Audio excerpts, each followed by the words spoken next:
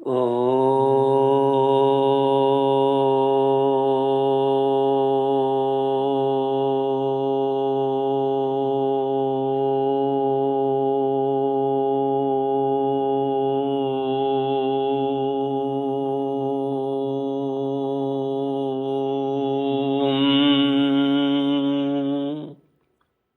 श्री गुरुचरण कमलेभ्यो नमः। श्री गणेशाय नमः।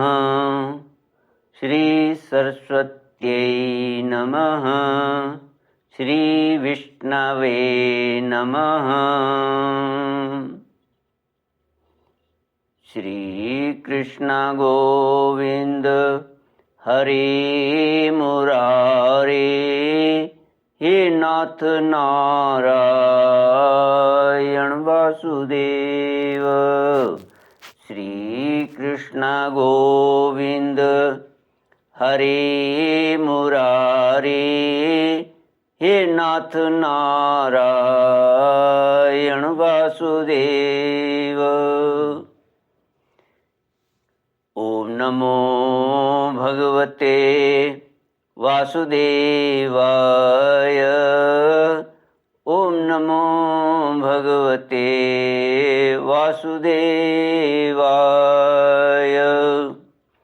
कृष्णाय वासुदेवाय हरये परमात्मने प्रणतक्लेशनाशाय गोविन्दाय नमो नमः। सच्चिदानन्दरूपाय विश्वोत्पत्त्यादिहेतवे तापत्रयविनाशाय श्रीकृष्णाय वयं नमः। सच्चित आनंद स्वरूप परमात्मा जो सृष्टि के उत्पत्ति, पालन और श्रृंगार करता है तथा जीवों के आध्यात्मिक, आदि दैविक, आदि भौतिक तापों को नष्ट करने वाले हैं, अर्थात जीवों के मानसिक, शारीरिक और भौतिक दुखों को दूर करने वाले हैं, उन श्री कृष्ण भगवान को हम नमस्कार करते हैं। श्री कृष्ण गोविंद हरे मुरारे, हे नाथ नारायण वासुदेव। श्री हरि गरुड़ पुराण सारोद्धार 13वां श्लोक 88 से। श्री भगवानुवाच अतिकंटक संकीर्णे यमलोकस्य वर्त्मनि अश्वारूढ़ाश्च ते यान्ति ददन्ते यद्युपानहो शीतोष्णवात दुःखानि तत्र घोराणि खेचर वस्त्रदान प्रभावेण सुखम निस्तरते पथि। श्री भगवान कहते हैं, हे तार्क्ष, दंड, ताम्रपात्र, आमान्न माने कच्चा अन्न, भोजन, अर्घ्य पात्र और यज्ञोपवीत को मिलाकर पद की संपूर्णता होती है। पद माने पदार्थ। इस प्रकार शक्ति के अनुसार 13 पद दानों की व्यवस्था करके 12वें दिन 13 ब्राह्मणों को पद दान करना चाहिए। इन पद दान से धार्मिक पुरुष सद्गति को प्राप्त होते हैं।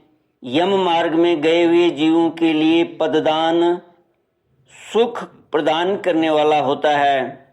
वहाँ यम मार्ग में अत्यंत प्रचंड आतप घाम होता है, तेज धूप होती है जिससे मनुष्य जलता है। छत्र छाता दान करने से उसके सिर पर सुंदर छाया हो जाती है।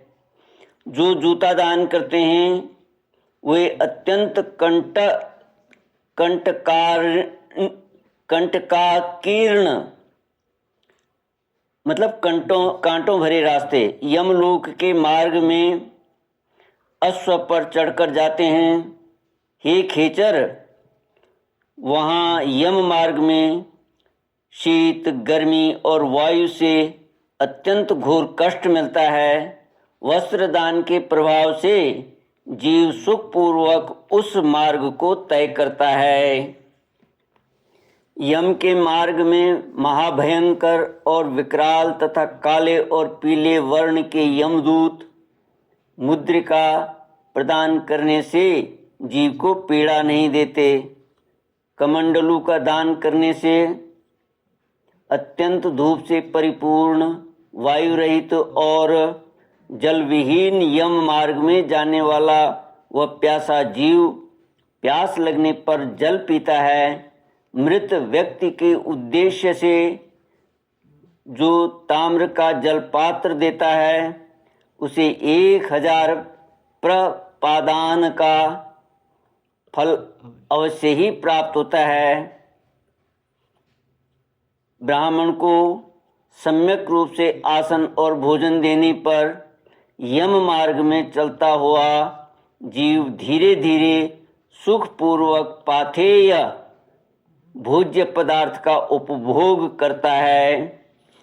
इस प्रकार सपिंडन के दिन विधान पूर्वक दान दे करके बहुत से ब्राह्मणों को तथा चांडाल आदि को भी भोजन देना चाहिए। इसके बाद वर्ष के पूर्व ही 12वें दिन सपिंडन करने पर भी प्रत्येक मास जल कुंभ और पिंड दान करना चाहिए।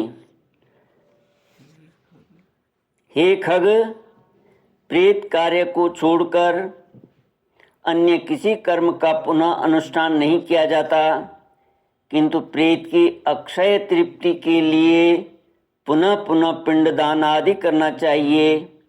अतः मैं विशेष तिथि पर मृत्यु होने वाले जीव के मासिक, वार्षिक और पाक्षिक श्राद्ध के विषय में कुछ विशेष बात कहूँगा। पूर्णमासी तिथि पर जो मरता है उसका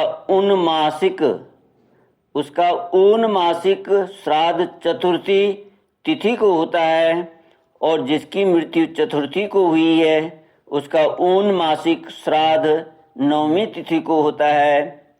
नवमी तिथि को जिसकी मृत्यु हुई है उसका ऊनमासिक श्राद्ध रिक्ता तिथि चतुर्दशी को होता है। इस प्रकार पाक्षिक श्राद्ध 20वें दिन करना चाहिए। यदि एक ही मास में 2 संक्रांतियां हों तो 2 महीनों का श्राद्ध मल मास में ही करना चाहिए। यदि एक ही मास में 2 मास हों तो उस मास के ही वे दोनों पक्ष और वे ही 30 तिथियां उन दोनों महीनों की मानी जाएंगी। मल मास में पड़ने वाले उन दोनों मासों के मासिक श्राद्ध के विषय में विद्वानों को यह व्यवस्था सोचनी चाहिए कि श्राद्ध तिथि के दिन के पूर्वार्ध में प्रथम मास का श्राद्ध करे और द्वितीयार्ध में दोपहर के बाद दूसरे मास का श्राद्ध करे। हे खग, संक्रांति रहित मास मलमास में भी सपिंडीकरण तथा मासिक और प्रथम वार्षिक श्राद्ध करना चाहिए। यदि वर्ष पूर्ण होने के मध्य में अधिमास आता है तो 13 महीने के पूर्ण होने के अनंतर प्रेत का वार्षिक श्राद्ध करना चाहिए।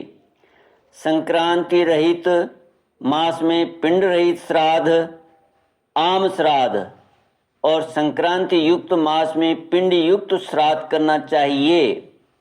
इस प्रकार प्रथम वार्षिक श्राद्ध को मलमास तथा उसके बाद आने वाले शुद्ध मास 13वें मास दोनों ही मासों में करना चाहिए। इस प्रकार वर्ष पूर्ण होने पर वार्षिक श्राद्ध करना चाहिए और वार्षिक श्राद्ध की तिथि को विशेष रूप से ब्राह्मणों को भोजन कराना चाहिए। 1 वर्ष पूर्ण हो जाने पर श्राद्ध में हमेशा 3 पिंडदान करना चाहिए।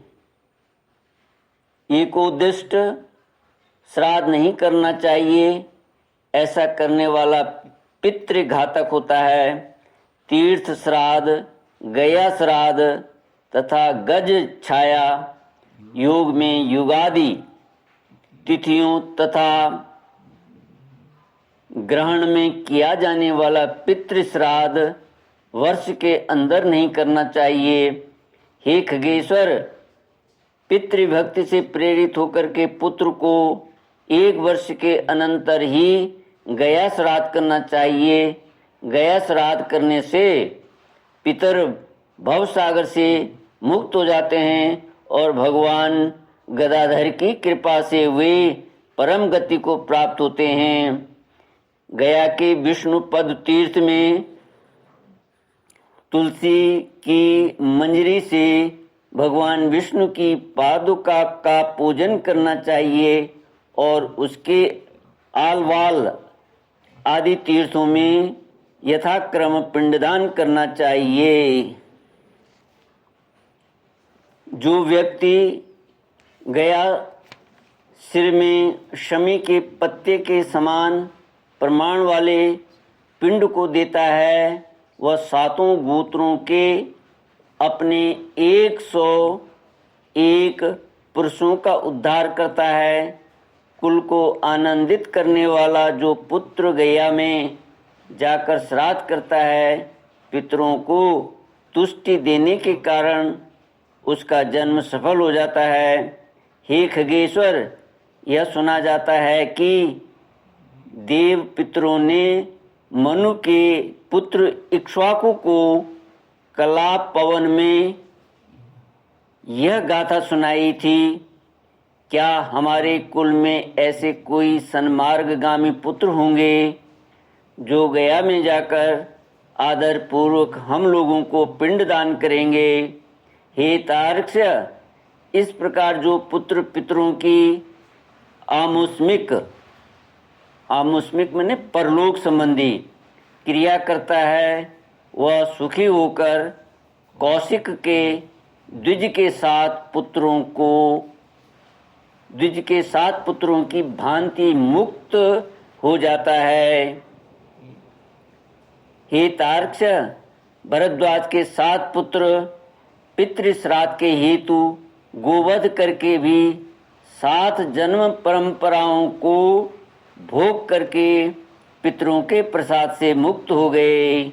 श्री कृष्ण गोविंद हरे मुरारे, हे नाथ नारायण वासुदेव। कौशिक के वे 7 पुत्र प्रथम जन्म में दशारण देश में 7 व्याधों के रूप में हुए थे। इसके बाद अगले जन्म में वे कालंजर पर्वत पर मृग के रूप में उत्पन्न हुए। फिर शरद्दु द्वीप में चक्रवाक के रूप में उनकी उत्पत्ति हुई। अगले जन्म में मानसरोवर के हंस के रूप में उत्पन्न हुए। वे ही कुरुक्षेत्र में वेद पारगामी ब्राह्मण के रूप में उत्पन्न हुए और पितरों के प्रति भक्ति भाव रखने के कारण वे ब्राह्मण पुत्र मुक्त हो गए। इसलिए पूरे प्रयत्न से मनुष्य को पितृभक्ति होना चाहिए। पितृभक्ति के कारण मनुष्य इस लोक तथा परलोक में भी सुखी होता है। हे तार्क्ष, यह सब और्ध्वदैहिक क्रिया हमने तुमसे कही। यह कृत्य पुत्र की कामना को पूर्ण करने वाला पुण्यप्रद तथा पिता को मुक्ति प्रदान करने वाला है। जो कोई निर्धन मनुष्य भी इस कथा को सुनता है, वह भी पाप से मुक्त होकर पितरों के निमित्त दिए जाने वाले दान का फल प्राप्त करता है। जो मनुष्य मेरे द्वारा कहे गए श्राद्धों एवं दानों को विधि पूर्वक करता है और गरुड़ पुराण की कथा को सुनता है, उसके फल को सुनो। पिता उसको सत्पुत्र प्रदान करता है, पितामह उसे गोधन देते हैं, उसके प्रपितामह उसे बहुविध धन संपत्ति प्रदान करते हैं और वृद्ध प्रपितामह तृप्त होकर विपुल अन्न आदि प्रदान करते हैं। इस प्रकार श्राद्ध से तृप्त होकर सभी पितर पुत्र को वांछित फल देते हैं और धर्म मार्ग से धर्मराज के प्रासाद में जाकर वे धर्मराज की सभा में आदर पूर्वक विराजमान रहते हैं। सूत जी ने कहा, इस प्रकार श्री विष्णु जी से और्ध्व दैहिक श्राद्ध दानादि विषयक महात्म्य सुनकर गरुड़ जी को अपार हर्ष हुआ। इस प्रकार गरुड़ पुराण के अंतर्गत सारोद्धार में सपिंडन आदि सर्व कर्म निरूपण नामक 13वां अध्याय पूरा हुआ। श्री कृष्ण गोविंद हरे मुरारे, हे नाथ नारायण वासुदेव। ओम पूर्णमद पूर्णमिदं पूर्णात् पूर्णमुदच्यते पूर्णस्य पूर्णमादाय पूर्णमेवावशिष्यते। ओम शांति शांति शांति। हरि ओम। श्री गुरुभ्यो नमः। हरि